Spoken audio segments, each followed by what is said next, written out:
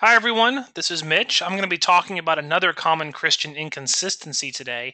There are so many things taught in the churches and believed by most Christians that simply are not biblical.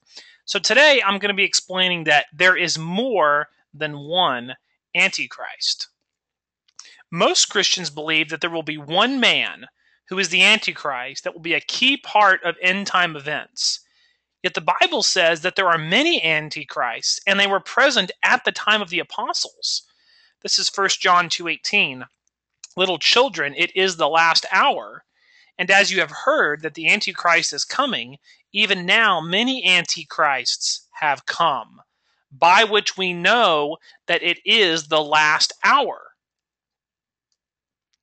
In the very next verse, John goes on to explain that some people went out from us. Those that went out are some of the many antichrists that he just referred to in verse 18. Here's verse 19. They went out from us, but they were not of us. For if they had been of us, they would no doubt have continued with us.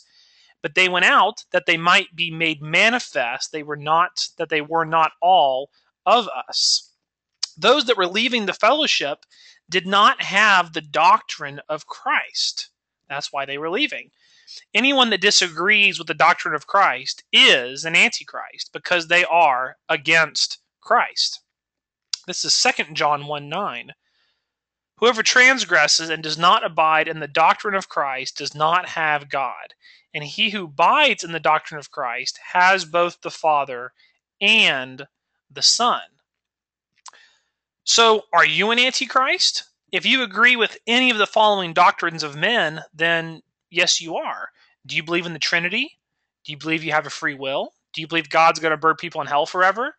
Do you believe that Adam and Eve were created perfect? Do you believe that tithing is a part of the new covenants? Do you support war and thus not love your enemies? If you believe any of these things, then you are against the doctrine of Christ and by definition, an antichrist.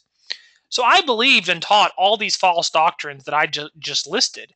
And I came to see a number of years ago that I was just like Paul by persecuting the true Christ. I was antichrist. This is Acts 22:7-8. And I fell to the ground and heard a voice saying to me, Saul, Saul, why are you persecuting me? So I answered, Who are you, Lord? And he said to me, I am Jesus of Nazareth, whom you are persecuting. Well, Paul was persecuting Christians who held Christ's doctrines and who lived for his doctrines. And so Christ closely identifies with his body and considers persecution against those who speak and live the truth as persecution against himself. So anytime that we are against Christ in anything in our lives, we are an antichrist. So no one's perfected until the resurrection, until if you're in the first resurrection or later for others. We all have a down payment of Antichrist within us. Whenever I'm being disobedient, I have a down payment of Antichrist. But Lord willing, we're going to start overcoming that and becoming conformed to the doctrine of Christ. If you oppose Christ's doctrine, then you are a beast, the man of perdition, and the man of sin. All of these terms are very similar in the scriptures. This is Ecclesiastes 3:18. It says, I said in my heart concerning the estate of the sons of men, that God might manifest them, and that they might see that they themselves are beasts.